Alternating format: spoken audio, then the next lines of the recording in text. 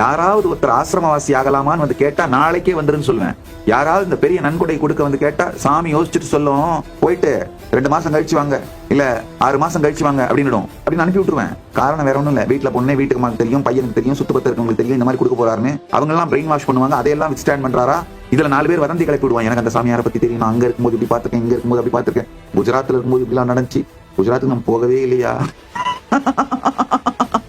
என்னுடைய பிரம்மச்சாரிகள் எனக்கு வந்து ரெகுலரா இந்த நியூஸ் சம்பந்தமா அந்த கிளிப்ஸ் எல்லாம் எனக்கு சொல்லி அதை பத்தி நான் ஏதாவது சொல்லணுமா, என்னுடைய ஒப்பீனியன் என்னன்னு சிலதெல்லாம் கேட்பாங்க. அந்த மாதிரி இவங்க வந்து எனக்கு சொல்லிட்டு இருக்கும்போது ஒரு ஏதோ கற்பழிப்பு வழக்கை பத்தி சொல்லி அதை சொல்லி முடிக்கிறது. இந்த கற்பழிப்பு வழக்கை பத்தி என்ன நினைக்கிறீங்க? டேய், நான் அந்த ஊருக்கே போலியாடா, அந்த கேஸ் என் தலைமையில வச்சாங்களாடா.